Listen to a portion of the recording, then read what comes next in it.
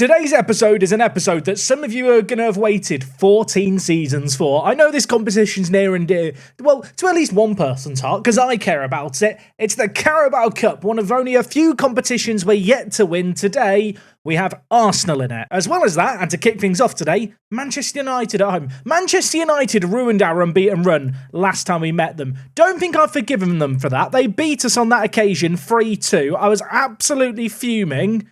Today, we're going to try and get revenge. That's the plan. We're also going to talk about all our loanees, of which, of course, there's quite a few out on loan at the moment. Lots to fit in today, lots to talk about.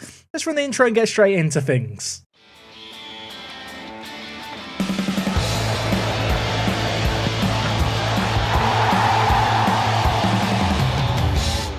Yes, folks, how is it going? Welcome back to Park to Prem. Today is episode number 117. You already know what is coming up today. Lots of Football Manager footballing action, of which there's been a little bit since last episode, where, of course, we drew against Liverpool. We did also beat Norwich City last episode, and also beat Arsenal. Those results were very, very nice, and since then, two good results, I think. The first, 6-3 against Tottenham. Look at the XG. I feel like this is one of those games where all the goals that we didn't get against Liverpool came in this one here. Alex, by the way, at right back, 9.5 rating, 2 assists, of course.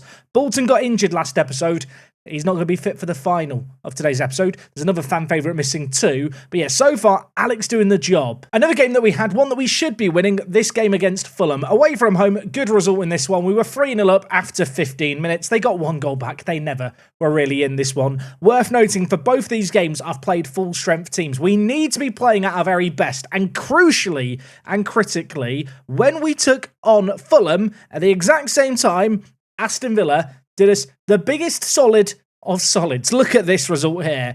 Aston Villa 3, Man City 1. Finally, someone has managed to exploit the fact that Man City are playing with Seedon in goal for them, who incidentally is also injured at the moment. This Man City team, who of course have had a few injury issues in the goalkeeping area, have not been slipping up. They finally slipped up for the first time in forever. We have to capitalise on it with our game in hand today. And a win in this game against Manchester United would cut the gap to them to 6 points, albeit there's only 12 games left of the year. But 6 points is the closest we will have been in months. Like I said, really need to win today's match. That job is going to be made more difficult, though, because, as I've already mentioned, Bolton is out injured. Cesar Vasquez is also injured. He's got the flu, too. There is definitely a pandemic going on in my football team, isn't there? There was loads of players out last episode with colds. Now Vasquez has got sick. And perhaps the most devastating of all the injuries, Sam Fay also out injured. Set to return in 5 days. Apparently doesn't need a fitness test. I don't think I can afford to risk him against Manchester United. Slim chance he'll be available for the final. Did have some comments on yesterday's video. Jack, why didn't Sam Fay take the penalty that Rojas missed? Sam Fay has missed 2 out of 5 penalties that he's taken this year. He's not exactly consistent either. Now, in terms of Manchester United, they are currently down in 4th place. A win for them in this game would take them up to 3rd. Their media prediction was 3rd. Of course, their key player is the French scary man. De Coinoy? I've definitely not said correctly. This guy's quite good, isn't he? 20 agility. He grinds RuneScape like the other guy we looked at a few episodes ago. Scary man, this man. If we want to try and find a positive, I'm trying to find one here. They've not got anyone injured, but there are a few players of them lacking a little bit of condition. As for our squad, actually, it's the exact same situation. There's not really any kind of silver lining here. We just need to play our best on the pitch. Now, Celik has been in some atrocious form lately. I really tried to defend him last episode, didn't I, when he wasn't playing so well. He's been really, really bad in his last 5 games, to the point where I'm going to criticise him ahead of this game and play him today and hope that he can just step up. I was going to try and make him kind of a goal. He doesn't want a goal. Has anyone had any success actually setting targets for their players this year in Football Manager? It's one of those things that was a lovely idea in principle. Players always get upset whenever I try and set them. In terms of the rest of the team, we are pretty much at full strength today. You can see just from the sea of green ratings across the board, the whole squad is playing really, really well. And I've talked about this a little bit, but we really have rotated the team this year. You can just see the amount of players here who are on the bench for this game who have started double-figure games, given the fact we're only in February, is kind of mad. It is a squad game. We've been managing our squad nicely. To be honest with you, the last few games I have just been going all out with the best 11. That's still kind of the plan for today's match. We need to win this one and try and avoid injuries, because the EFL Cup final It's only like 5 days away. Okay, the players are up for this one. I am up for this one too. Our recent form has been pretty blooming good, to be fair. But of course, it's not quite been good enough to see us hunt down Man City because they've not really been slipping up. As for Manchester United, definitely beatable. De Zerbi's men here, I feel like I've got to be there for the taking. They beat us in the reverse leg at Old Trafford 3-2. Felt like that was a harsh result. We're at home in, I was going to say our own back garden. We're in Coventry's back garden. Let's try and make something happen. Okay, early chance here. Alex at right back, throwing it inside to Misiak. Two players who were a bit, well, absent last episode, I feel like. For a moment, I thought Alex was immediately going to make a statement of intent. He whipped it towards Diop, who I feel like does win his fair share of headers at the far post, but Bangura in goal for them plucked the ball out of the air well, and when he looked to pick out Ferguson, who wasn't able to win it in the air, Salmon got there first, and now all of a sudden it's Misiak moving into the channel, bringing it forward, back to Alex, inside to Celik, who hits it over. I feel like I've seen him miss a lot of chances lately. That's another one to add to the list. The resulting goal kick, though, is immediately going to be another highlight. You know, if you're expecting a slow start to the game, a tame opening here, doesn't feel like it's going to be like that. They've gifted us the ball. Diop to Donald to Celik. Moving the ball around nicely here. Alex with acres of space crosses it in, and Rojas hits the post. It was beautiful, wasn't it? The build-up play there. The end product was lacking.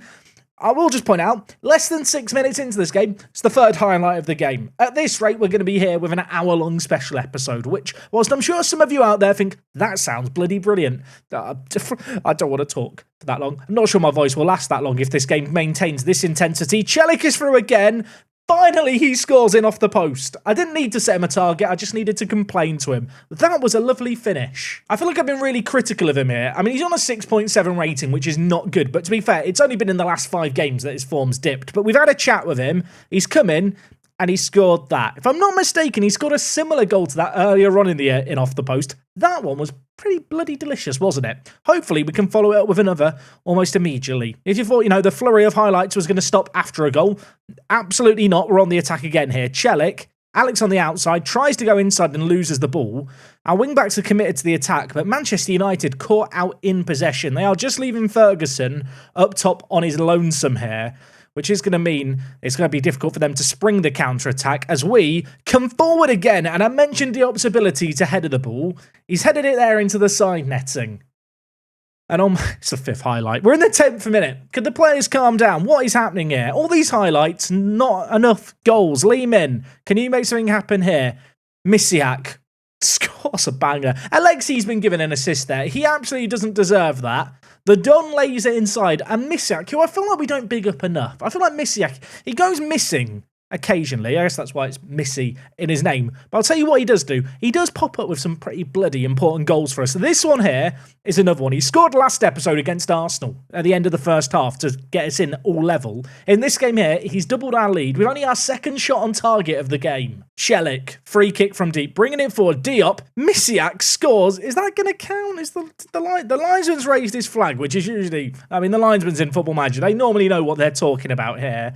Talked about Misiak scoring that goal against Arsenal. This would have been a very similar goal where Diop wins the header down. Sadly, he was offside. Draw the line. Show me, how far off was he here? I'll tell you what, it's close, isn't it? It is close. We might only be 2 goals ahead, but if we want to look at a positive with almost half an hour played here, Manchester United have not yet had a highlight. They've had 55% of the ball, having a lot of the possession, but just around the back from the looks of things. You can kind of see their average position. They are sat so much deeper than us. We are a suffocating presence on them. Sadly, the flurry of highlights to open the game has slowed down. So we won't be getting an hour-long special today, but Manchester United, with their first chance of the half, are going to hit the crossbar there. We get it away from danger and live to fight another day. I've just noticed Manchester United have Camavinga in their team. I looked to sign him last summer and then he didn't want to join me because he wanted £1 million. How much are they paying him? Oh, okay, they're only paying him £195,000. When I chatted to him in the summer, he wanted £1 million. I guess he was a free agent for a little while. They've brought him in, 21 games, 6.89 rating. It's not incredible, really, is it, for the amount of money they're paying him? Okay, that first half went really, really well. I'm just going to praise the players accordingly. We just need to have a similar performance in this half. A little bit of encouragement uttered out to the players. I do feel like at this point, maybe I should just take off some players. We'll take off Rojas and bring in Mateus, I think. Donald's on a booking too. We'll sub him off. I have got one eye on the final against Arsenal. Ossé, by the way, going to come in at defensive mid. I've been leaning on Ossé a lot this year. I really like the Ghanaian. You can see when he has played, he's played quite well. But yeah, Arsenal next weekend. And I feel like, if possible, I want to try and save some legs. You know, I don't want to have players tired for that game, especially important players. I'm looking at the likes of Don and Chelik thinking, I want to take you off, but 2-0. I learned my lesson earlier on this year about getting complacent, taking off all the big guns too soon. I'm not going to make that mistake here, especially with us nearly self-inflicting a goal that would have cut the deficit down to 1. 15 minutes left here. Manchester United, by the way, have still only had the one shot on target. As I say that, they have another. We have got some tired legs here. I'm going to bring in some fresh legs in the fullback area. Sneddon, NDIA on. I do also have one more sub. I'm going to take off Misiak here, and I'm going to bring in Dede. Dede needs game time. He's been complaining about a lack of first-team football. Like Ossé, when we've played him this year, he's played pretty well. And whilst I'm a little fearful of being complacent, I think against a tiring Manchester United, who seem averse to making subs, bringing on the kids here probably isn't too much of a risk, he says, as a highlight begins. Mora whipping it in. Sneddon on off the bench. Not the best defensive header there by Sneds, but, well, he's got it partially away from danger. The ball's drilled towards the box. It falls to the Don, who now maybe can launch the counter-attack. He has been one of our best performers on the pitch, has the Don. He's on an 8.1 rating, the Frenchman. He's currently earning his wages for once. Ball worked nicely here. Chelik, Dede, bangs it. I'll tell you what, the sub nearly had the immediate impact. His shot there hits the crossbar and goes over. In spite of the changes we've made, the match momentum really hasn't shifted too much in this game. 2 goals up, you could have forgiven us for taking our foot off the gas, taking our eye off the ball in this second half, whilst it's perhaps not been quite as dominant, and we've now taken our eye off the ball. I was about to say we're still in a great position to win. There's 3 minutes left. It's going to be fine. Who did the back pass? Was it Dede? Was it Dede? Never mind Dede. They should call him Doo-Doo. That's just poo, isn't it? I was going to say that's pants. No, it's poo. Doo-Doo, poo-poo, rubbish pass. Yes, I'm 5 years old. Please blow the full-time whistle now. I've bigged him up. I've really tried to get on side of him. He's nearly cost us. The good news is we've won. Just about. Didn't perhaps get to take off some of the big guns like I hoped we might be able to. But with that result there, we are now 10 points clear of Chelsea. We are comfortably in the top 2. I feel like now we're in a title fight. Kind of. I mean, only 6 points behind, better goal difference. We have to believe we can chase Man City. Sadly, we don't play them again, so it is kind of entirely out of our own hands. I was shortly going to talk about all our loan signings. Dexter Bailey is one of the young players who I've been most excited for. Came from our youth academy a couple of years ago, was on loan in League 2 last year, has been tearing it up in the National League. He's just broken his ankle. Well, that's one less player to cover in the loan update segment. 4 to 5 months. That absolutely sucks, because this guy is actually quite good. I know his potential's not great, but look at the current ability at 19. I'm fuming. Let's look for the positives. Alexi, the Don, man of the match there. 2 assists to add to his name. Takes him to double figures for the year. Had a very slow start to things, but actually, slowly but surely, his numbers are starting to look a little more respectable. I feel like he maybe just had a little bit of an adaptation period, you know, but now he's getting comfortable, he's learning the system, he's playing better. Anyway, our next game is against Arsenal in 5 days' time. I'm going to get to the eve of that game, then cover all the different loan players. Let's hope no one else breaks their ankles. I want to win a cup final, we want some silverware, don't go anywhere. Okay, so ahead of the Carabao Cup final, we are going to talk about all our different loan players, a few who actually went out in January, some who have been out all season long. There's a few players here who I'm kind of excited by, but I do feel like in general in Football Manager, loans often kind of just sentence a player to never really develop into be good enough for your team. It's almost an admission that, yeah, this player's probably never going to be good enough for us, but there's a chance I can sell him on for some more money if he gets better. I don't know if that's a reflection of how I play the game. Maybe it's just to do with how quickly I tend to progress my squads that my youth academy and young players can't necessarily always keep up.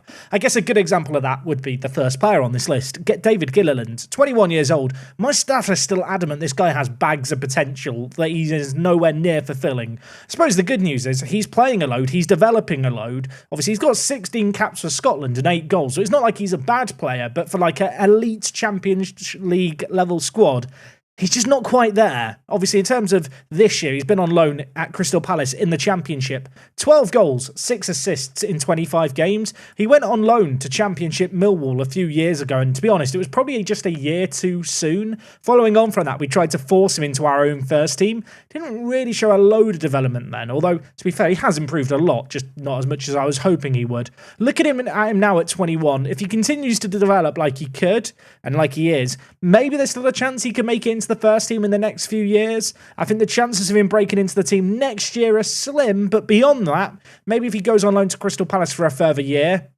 it's a possibility. Of course, Crystal Palace relegated last year in this save game for the first time from the Premier League since we started the save. They had a media prediction as second, but you might remember when we looked at their first team, they were just missing a load of first team players. They had a really small squad. As a result of that, David has been one of their key players alongside Elise, who's announced he's retiring at the end of the year. I suppose that's the ideal loan move in some ways. Kind of found a club that need this guy a lot, are going to play him a lot, they've depended on him, and well, he's putting in performances, and whilst they're not going to go up, they're not going to finish second, he is still developing. In terms of the other top performers, it's another player through our youth academy in Will Metcalf. This guy, let's be honest, he's never going to be good enough for the first team. I probably should be looking to sell him this summer before his value drops much more, although you look at his value, it's not exactly sky high. He has been playing for League One Carlisle. Of course, he generated at the club. Last year, he was on loan in League Two. This year, in League One. Truthfully, probably shouldn't be here, but when I do have better products of our youth academy like this guy, whilst he's unlikely to ever get near our first team, I do like to try and develop them as much as possible. I don't know if that's more a me problem. Not a bad player, never going to be good enough for us. Similar story as well, I think, with Cordoni here. Came for our youth academy a few years ago, has had a couple of loan spells on loan at various clubs. He's doing well in League Two. We're a Premier League club, he's not going to get near our team. There's a fair few players that fall into this bracket. Dan Dixon, 17 years old, came for our youth intake, been playing regular National League football with Dorking, but, I mean, let's be honest, unless there is a miracle to occur, just not good enough for us, which is horrible to say because I want to develop these players with a view to sell them on, and obviously Dexter Bailey next in the list. You already know about Dexter. I'm not going to remind myself about the fact he's broken his bloody ankle. Let's talk about some very good players who are out on loan at the moment who do stand a chance of breaking into the first team. Dimitrov, you might remember, was unhappy last year about a lack of first team football. There's some red arrows on his profile right now, but actually he's been playing very, very well on loan in Ligue 1. And by very well, I don't necessarily mean he's been playing well, average rating-wise, but he's been playing a lot. 16 appearances, 15 starts in the league at the halfway kind of point is not bad for the 20-year-old. In European football, to be fair, he does have 5 goals in the Europa League. He's developing a little bit, maybe not shining as much as we would hope. Look at his potential and think, could he be good enough for us? Obviously, with where we're at, it's going to be difficult for him to be there. The kind of player who maybe we weigh up our options and in the summer, we try and sell on for a load of money. I feel like given our current financial predicament, maybe I do need to start being a bit more proactive selling young players. And with someone like Dimitrov, it's tricky because obviously you don't want to sell your young players before they've developed, but equally, if you wait too long and they don't develop, their value starts to drop down as teams become acutely aware this player might have a load of potential, very unlikely to reach it. I look at this guy turning 21 in September, maybe wise to move him on. Marco Corbo joined us in the summer. Not a bad little player at all. Not playing often enough in the Championship, truthfully. I might, regret not recalling him. He's been playing a lot in the FA Cup, and to be fair, he's got 2 goals when he has appeared in the Championship, but Bournemouth just not affording him opportunities. To be fair, of all the players that we signed this summer just gone, he was the guy who kind of arrived and his potential dropped by the most as soon as he arrived. It's always players like this in Football Manager. Ultimately, we signed him for £5 million. He's valued at 23 to 26. Probably another player to sell this summer. Let's think positive. Let's be positive. Let's talk about a man who actually I very nearly recalled in January because I thought he might be worth having around for the first team. Marco Gallinetta. He kind of reminds me of Gasperi. You know, Italian centre-back, very good in the air, very good physicals. 19 years old, this guy. Already got a cap for the Italian national team, which is exciting. He's played 29 games this year in the Championship. He played 29 in the Championship last year as well. Hasn't developed as much as I was hoping he would, in spite of the fact he's been playing a lot at a team like Norwich that do have okay facilities. Nevertheless, in terms of a loan spell, I think it's hard to look at this loan spell as, well, a failure, but at the same time, I do need him to kick on just a little bit. Like I said, I did wonder with all the injuries if it was maybe worth bringing him back to the team. There's a chance we'll keep him around the squad next year, but Yeah, keep an eye on him. I don't know what to do with Gallinetta. Answers on a postcard if you've got any thoughts. Reptar! Yeah, let's talk about Reptar. We loaned him out in January. So far, 7 appearances, 2 goals, 2 assists for Burnley. Average rating's not all that impressive, but actually has been playing some decent football in the Championship. And then he got injured. Groin strain, out for up to another 3 weeks. He's missed the last 2 weeks of football. A good player who needs regular first-team football. I suppose the green arrows here and the decent opening performances in the Championship bode potentially well. Really needing to stay fit. As a reminder, we spent £82 million on this guy. It was a gamble. Right now, it's not looking like it's paying off. But his value is over 82 million, so maybe it's not that bad. Yeah, maybe. Who am I kidding? He needs to step it up. Another one of our big buys in the summer was Crowdson. You might remember this guy signed for £31 million from Leeds United. Want to get him regular football. Charlton have offered to loan him in League One. Whilst he's out on loan, he is also available for our under-21 still. Hoping to get him lots and lots of first-team football opportunities. Has already started 3 games in League One. So keep a close eye on this guy. Obviously a bit too soon to review him, but with his potential, I'm hoping that League One football is going to suit his ability. You might remember Swainston as a player who was a kind of fringe member of the squad last year. We had a loan offer from Premier League Fulham, which I decided to take them up on. He's made 19 appearances for them. His average rating is disastrous. He has started at 8 of those games as well, which at 20 years old I think is a decent return. But like many of these players that I've loaned out, even if the loan spell hasn't been a complete disaster in terms of number of appearances, in terms of actual development, it's not looking all that promising, if I'm being honest, for Swainston. I like this guy a lot, but he has not developed since he first joined the club. It's one of those dilemmas where maybe I should have kept him around and just controlled his training more, but I thought he needed first-team football. Having given him it, it's not really helped him out, sadly. Not mention this one, completely irrelevant compared to all the other loans. Goldsmith, 28 years old. Remember Callum? Yeah, he's on loan at Preston North End. Just wanted to give him football. He's not yet scored in League 2. Maybe he'll score soon there. Of course, he's proven himself as a League 2 goal scorer with us. Preston really should be getting more out of him. And speaking of strikers needing to get more out of themselves, Diego here. Diego, of course, had a really good loan spell last year at Ipswich Town. Fired them to promotion with 19 goals in 42. This year, Southampton wanted him on loan. He's made 8 starts and 5 sub-appearances, yet to score from them, below a 6.5 rating. Despite the fact he's not played that well on the pitch, development-wise, he is actually still developing quite nicely. I feel like sometimes you get players that play well and don't develop, and other times you get players like Diego, who, training ground-wise, getting way better. Performance-wise, question marks. Still a little way from the first team. Like a few players, I'm looking at his value, thinking, he's going to be 22 come this summer. Wonder what we might be able to get for him in the summer transfer window. Anyway, I suppose that's a little roundup of loans. I feel like loans are so hit and miss when it comes to actually developing your own players in Football Manager. I'd love to know what you guys think. Is there anything obvious that I'm missing here when it comes to developing players? You know, even players like Gilliland, who I've loaned out a fair amount. He is perhaps the most successful loaned out player we've got at the moment. And even then, it's hard to get that excited about it. But maybe that's just my general aversion to loans coming through. I don't know, answers on a postcard. And maybe when you send that postcard, it can be from Wembley, because that is where we are heading next. Rugby v Arsenal. That game is today. That game is now. We're going to get into it. Team news for us. Bolton is out. Of course, this Arsenal team we beat 4-1 not that long ago. I rested up the players following on from the Manchester United game. We are at full strength for this game. Team in general has been in some good form, although Celik, Misiak, maybe both need to step it up. Misiak scored last time we played Arsenal. We do also have a very, very stacked bench. Vasquez, currently the top goal scorer in the FA Cup, if I'm not mistaken. Have I made up that fact, or is he top goal scorer? Or was it highest average rating he has? He has something in the FA Cup. What does he have? Does he have anything in the FA Cup? Yeah, okay, I've lied. Mateus has the highest average rating. I think that's who I was thinking of. Wrong South American striker. That's awkward, isn't it? Don't even know my own players. Good news though, Mateus fans, he is on the bench. Elsewhere, Sanfei. Fitness test not required, but his fitness not all there. Not fit enough to start, that is for certain, but we have got options on off the bench. The team in general is playing well. Alex at right back, currently on a 7.88 rating. Looking for him to play well. Elsewhere, Afoni, not been great in his last 5 games. Need him to step up here on the big stage. Okay, folks, here we are. It's the Carabao Cup final. If you're sat wondering, Jack, where's the can of Carabao? I'm not doing it. I had one last year in Park to Prem, made a big song and dance about it, bought a whole crate of them, you might remember. Did not taste good. I know it's not a great advertisement, is it, for Carabao? But I'm not sure they're paying all the money to sponsor the EFL Cup for me as a Football Manager YouTuber to promote their brand. Nevertheless, you know what? We should really focus on the game, which already is 21 minutes in. Nothing is happening. I was a little bit worried that maybe the lone roundup was a bit too comprehensive. Maybe I talked too much. Maybe it's a blessing I talk so much, because so far in this game, there's not been a lot to speak of, although, well, maybe a chance here. Corner for Arsenal, which we are going to deal with initially, but plenty of players for them committed to the attack.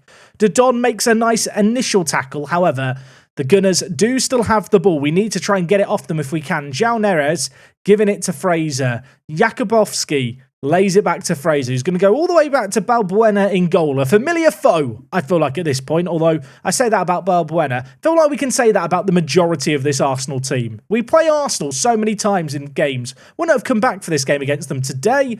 Except it was a cup final I really wanted to win, and right now, we're not winning it. They take an early lead. I can't believe it. I think it was Saka with the assist. Was it Saka with the assist? I talked rubbish, didn't I, about him not that long ago? Yeah, he's done it again. He's done it again. He's played it inside to Cho, who's found, I want to say, the bottom corner there. Very generous to describe that as the bottom corner. Diop has not covered himself in glory, has he? We're looking for a response immediately. Lee Min, the former Spurs player, of course. Can he make something happen? The Don, trying to pick out Diop. Not a great ball, but Donald mops up the pieces. Misiak's touch lets him down as now Martinelli strives out with the ball and gives it straight to Sam, and he leaps in the way of the ball and then gives it away himself. That is fishy, isn't it? Very, very fishy, that pass. It's like he put a bet on against us, not enjoying that. And now the ball's in. Salmon's going to get it away partially, but Amph still has it. Alex puts in a great tackle. For a moment, I was thinking, oh my God, please don't be a penalty. Misiak, bring it forward. Rojas has a knock. We will check on that momentarily, but not before we see if anything materialises here. Alex, he's been our star man lately. He's whipping in. The Don is there. It hits the crossbar. Diop is there for the rebound. It's his 15th of the year. What is VAR checking now? Why are you trying to rip away my happiness? I thought for a moment we'd drawn it level at Wembley. Is this goal going to count? The answer, thankfully for us, is yes, it is. Alex with a run down the right-hand side. Loads of time and space. Difficult cross, to be fair. Whipped it in nicely. Don, I think, will actually be given an assist for that effort on goal. Diop reacted fastest. As I observed in that highlight, Rojas has picked up a foot injury. I can't chance it. I'm not going to risk it. For a moment, I thought about bringing in Vasquez. But you know what? Mateus, he has made the FA Cup his competition so far this year. 4 goals and 3 assists in 3 appearances in this game. He's going to come on here and hopefully do more of the same. Mateus is one of those players that we've been waiting for, I feel like, for his big breakthrough performance in a live commentary. He's now been here a year and a half. It has to come sooner rather than later. I was really hoping I was going to be able to say, today might be the day, and then a highlight would begin. No, we're at half-time. Nothing happened after he drew level. Okay, told the players I wasn't happy at half-time. Into this second half, I want to say I'm looking for a response, but actually, when you look at the stats, it wasn't a classic highlight-wise. We had the better of the play. We created a fair few chances, but with, well, 15 minutes played this half, no breakthrough coming. Chelik's on a 6.3. I feel like there's going to come a point soon where I need to play Chelik at striker just to try and get him going. Going to bring Sam Fay in to play centre attacking mid.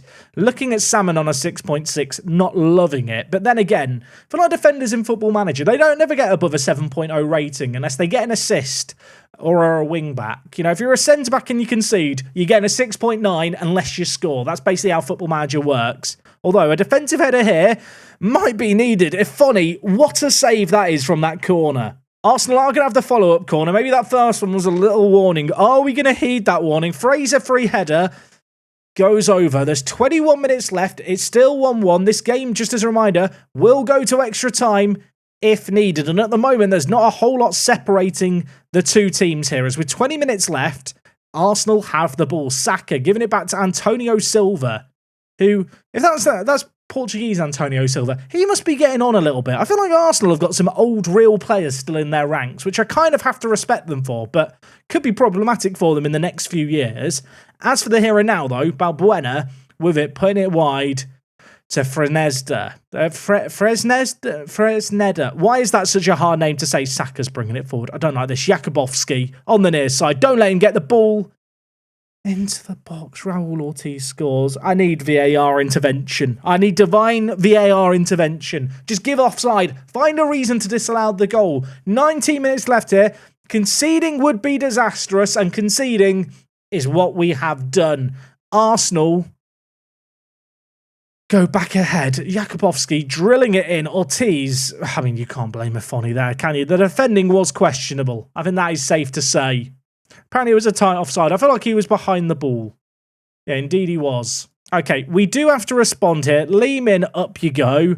Alex, up you go. Lee Min is not really a left wing back, but he has to be in these circumstances. I'm going to bring Donald forward, play him at defensive kind of centre mid, and then also change Misiak here to be a deep lying playmaker. In possession, not looking for the overlaps anymore. We're going to get a tiny bit more direct with our play. And in terms of in transition, we've done this change before. You know it by now. We're going to distribute to the flanks, try and get it just forward that little bit quicker. So far, Faye and Mateus have not inspired. We need some subs who are going to make an impact here. I'm going to bring in Marky Anderson to play that deep line playmaker role. I'm really tempted to take off Diop, but he has actually scored, and I don't really want to take off Dodon. You know what, Lehman? I'm really sorry, mate. Off you come. NDIA, on you come. NDIA, also not all that familiar with left wing back, but you know what? At this point, we need men in the attack. We've got 19 minutes to try and get back in this game. Making some changes, shouting to man more, and hoping something's going to happen here. For a moment, a highlight was about to play out, then I shouted to man more and it stopped, which isn't a great sign. Time continues to whittle down here. Lads, we just need something, please. Anything. Hit early crosses. I feel like that is necessary at this point as we continue to be a goal down in this game. Offside by Mateus there. Not that this was ever a real highlight. I'm on very attacking. I'm hoping, I'm praying. We need something. I want to win the Carabao Cup, and it might not be destined to happen. There's 5 minutes of added time. We've gone attacking. Nothing is happening. Arsenal have got half their players parked behind the ball, and we can't find a way through. We beat them 4-1 in the league a matter of weeks ago, but today at Wembley, when it mattered, they've beaten us again. They've beat us in an FA Cup final a few years ago. They beat us now in a Carabao Cup final. Arsenal Cup finals, just I don't enjoy them. Like, I've said this a lot. This is not my favourite team in this universe. Just not a fan.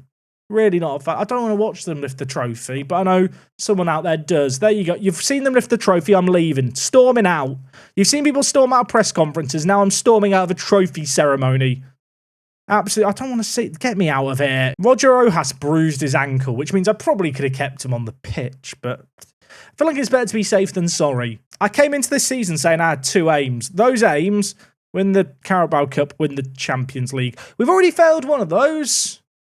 So, it all comes down to the Champions League, which is where we're going to be resuming things next time. We don't know who we're yet playing in the knockout, so I'll leave that as a little bit of a mystery. I mentioned Vasquez, didn't I, in the FA Cup? I was getting confused. He's been doing well in the Champions League. For those upcoming Champions League games, we will be playing a full-strength team. Also, Chelsea in between the knockout games. That's bloody annoying. Of all the times to have to play Chelsea. Have a sneaking suspicion we know what we're going to be back for next time. Champions League action to end the week. I hope you guys are excited for it. I'll see you on Friday for more Park to Prem action. Until then, take things easy. It's me, Jack. I'll talk to you guys in a bit.